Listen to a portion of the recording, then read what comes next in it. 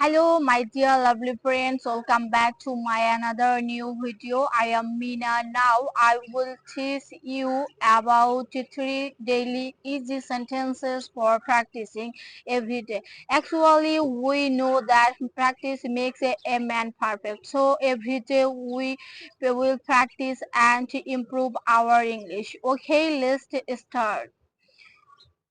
আমি একটি বই পড়ছি। I'm reading a book. Sentence 2. আমি বাজারে যাচ্ছি। I'm going to market. Sentence 3. তারা বাইরে খেলছে।